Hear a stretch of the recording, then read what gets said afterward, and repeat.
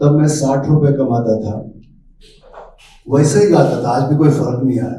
लेकिन 86 में इन्होंने मेरा SD बर्मन जी की आवाज में एक गाना सुना, कुछ अमित जी के डायलॉग सुने और सीधे मुझे उठा के ले गई पंचम दा के यहाँ।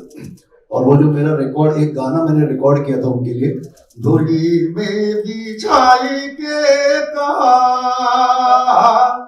लागे मोरे सजना के द्वार। तो ये गाना उन्होंने पंचम दा को सुनाया, तो पंचम दा बोले ये कौन है, इसको लेके आओ, ये मेरे पिताजी जैसे गाता है। तो बोले आपके पिताजी जैसा नहीं, ये सुदेश भोसले नया लड़का है। और जब मैं गया म्यूजिक रूम में पहली बार, तो पंचम दा, आशा जी, मनहरी दा, वासुदा, उनकी पूरी टीम बैठी थी। और आशा जी ने बोला हाँ यही लड़का है, वो यही लड़का। तो पंचम दा बोलते, मैंने बोला नमस्ते, मेरे बाप के आवाज में गाते हो।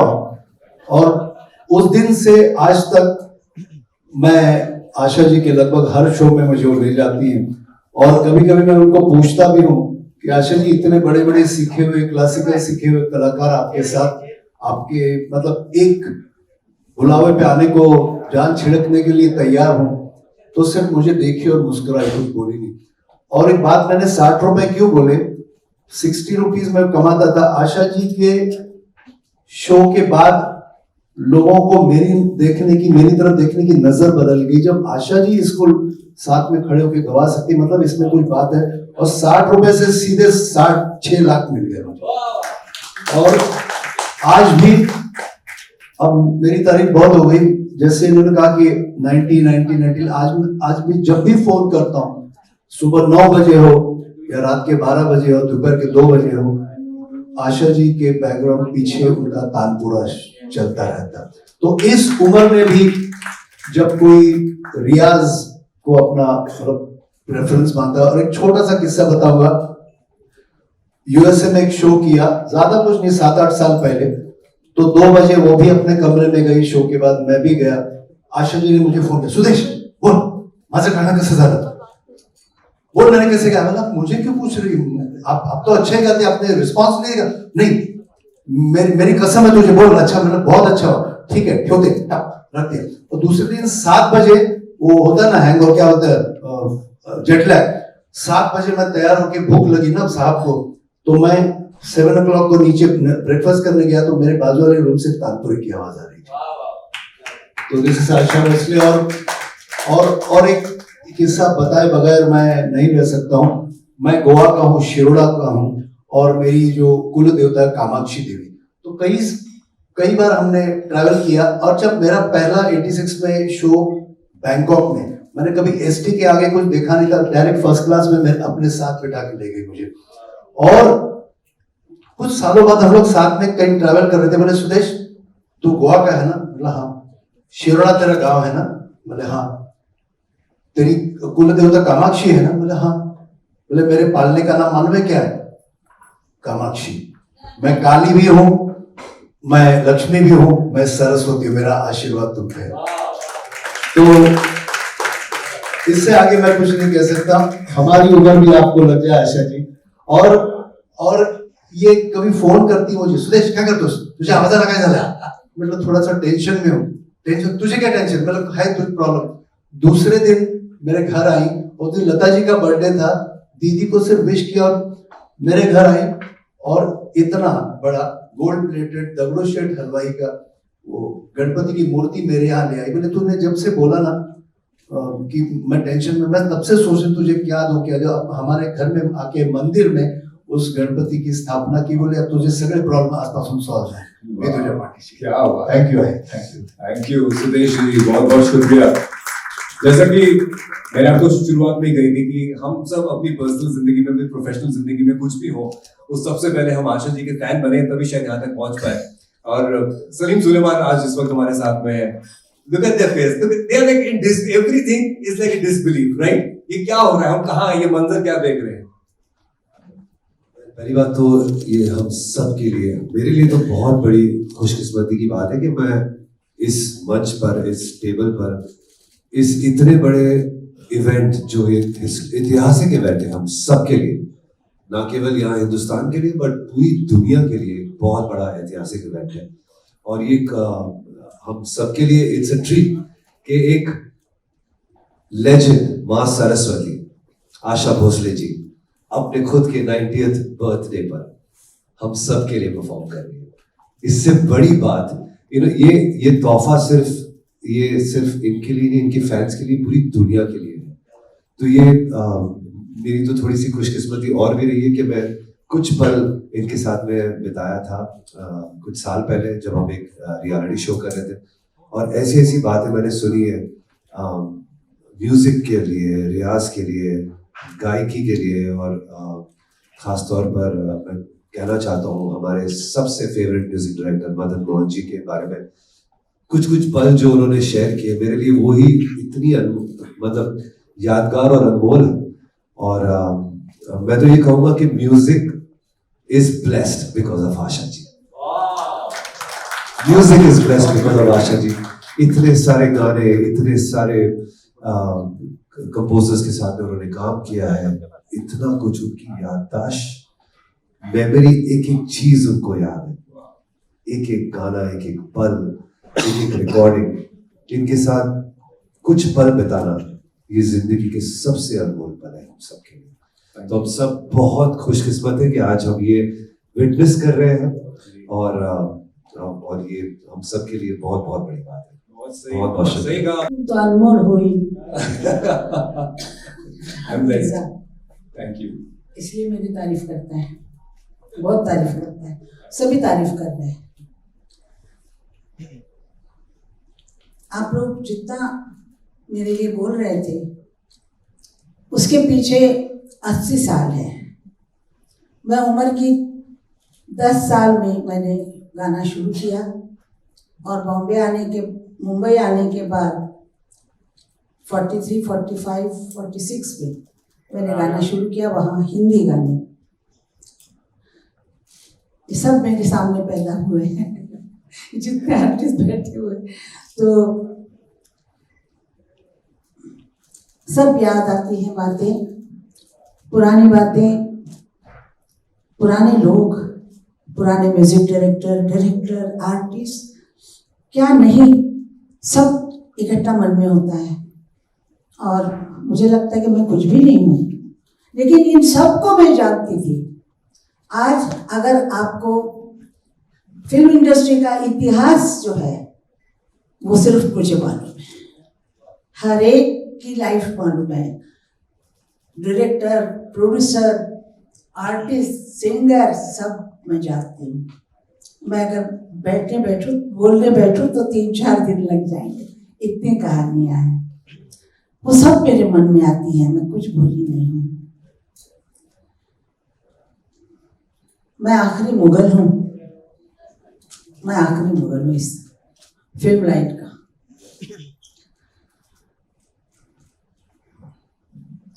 इसने जो वादा किया था वो लेट आई है, लेकिन आई है। तूने वादा किया था ना, ये वादा रहा, तू है वही दिल में जिसे अपना कहा, तू है जहां मैं हूँ वहां, अब तो ये जीना तेरे बिन है सजा, है सजा, सजा, सजा, सजा।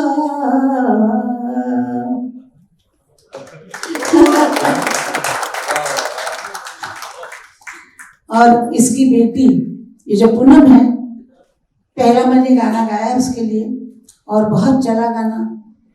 और उसकी बेटी भी आज पलोमा यहाँ पर आई है, वो जो हीरोइन बन रही है। अभी अगले नेक्स्ट ईयर इसकी पिक्चर भी आ रही है। और पलोमा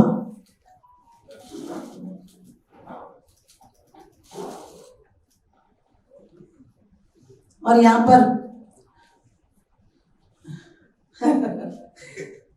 जय किशन जी आए हुए हैं, यानी जग्गू।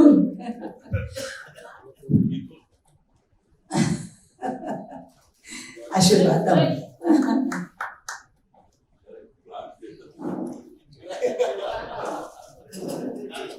अभी याद रखती हूँ। और मेरी भांजी, मेरी सगी बुआ की पोती, जो यहाँ पर मुझे कह रही थी, मैं अभी जवान हो गई हूँ, अब बच्ची जैसा गाना मत गाइए। मैंने कहा क्यों, क्या कहाँ से जवान हुई है तू, अभी तो 17 साल की है। नहीं मैं जवान हूँ। मैंने कहा तो पंचम ने कहा कि इसके लिए गाना तुम आशा बच्चे जैसा गाना। पूछो ना यार क्या हुआ, दिल का करार क्या हुआ, अभी तो ना मिले हैं अभी से, जाने हमारा आगे क्या होगा।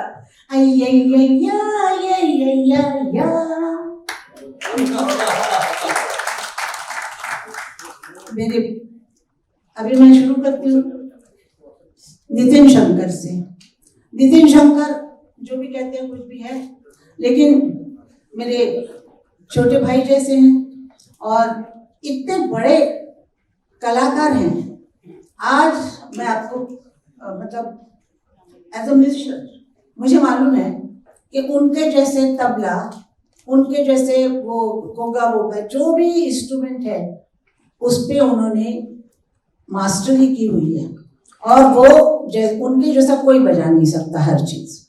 आज मैं दिल ठोक के कहती हूँ कि वो हर पिक्चर का गाना, चाहे बंसाली जी का हो, चाहे क्या लगा पिक्चर अभी वो क्या नाम है उसका, जौहर, कोई भी पिक्चर के गाने जो आप सुनते हो उसका जो म्यूजिक रिदम होता है, वो रिदम 30 तबले बुला के उनको कहना कि ये तुम बजाओ, ये तुम बजाओ, ये तुम बजाओ, ऐसे उनका काम है।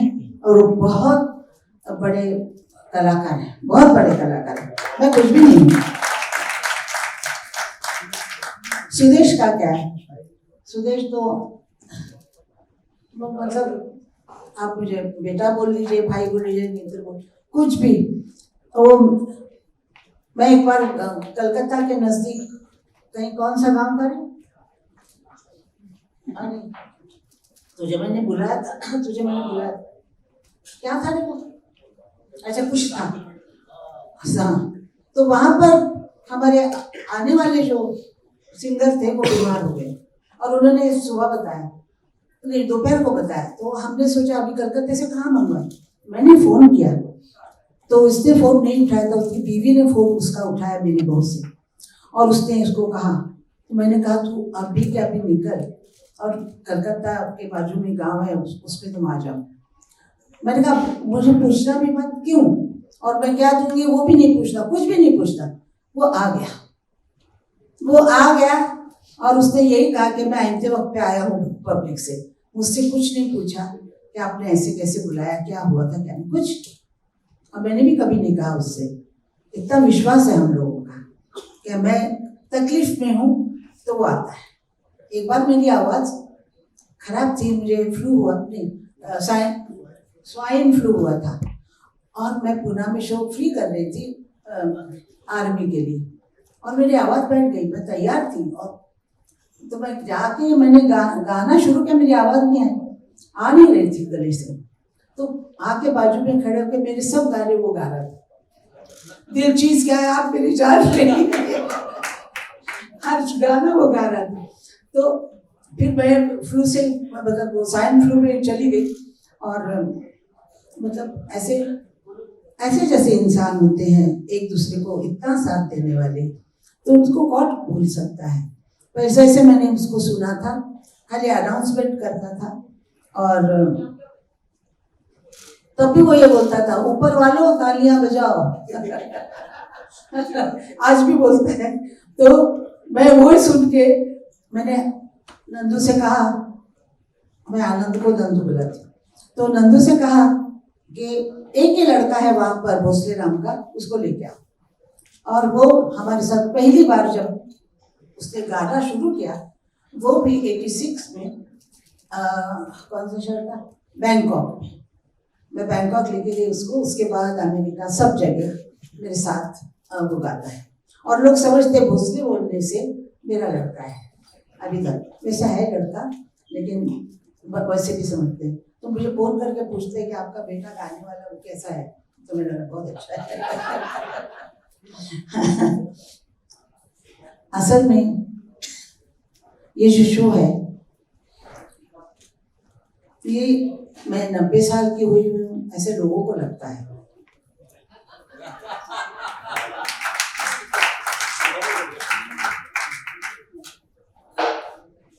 और मुझे ऐसा लगता है कि अरे अभी तो ऐसा हुआ था, अभी तो ये वैसी बची ऐसा हुआ था, अभी इसको अभी छोटी है ये, मेरे को लगता ही नहीं कि मैं बड़ी हूँ। और मुझे ये भी नहीं लगता है कि कुछ अजब मैंने कुछ किया है। वो बैठा हुआ है, वो कराता है, हम करते जाते हैं। मैं नसीब को बहुत मानती हूँ, तो नसीब से हम हर चीज़ करते हैं। वो मेरे से करवाता है, मैं करती हूँ। मेरा जो बैकबोन है वो मेरा बेटा है, उसके सहारे से वो कुछ कहता भी नहीं है, लेकिन सब कुछ ना बोले कह देता है और बगैर बोले कह देता है। सब जानती हूँ उसको, ये लड़की हूँ। तो मैं कुछ अजब नहीं कर रही हूँ, मैं शो कर रही हूँ। 3 घंटे में शो करूँगी। अभी शो करके आई पुणे में, अभी बॉम्बे में बारिश में शो कर रहे थे, पुणे बॉम्बे में करके शो पुणे गए थे हम लोग। तो 1-1.5 महीना हुआ है शायद। तो ऐसे ही शो। और जो हमारे जो सलमान भाई हैं, इनका बड़ा दिल है।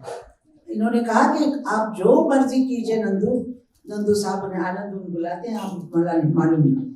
तो उसने मुझे बताया कि वो शो करना चाहते हैं और बहुत बड़ा शो करना चाहते हैं, जैसा मेरे दिल में है ऐसा।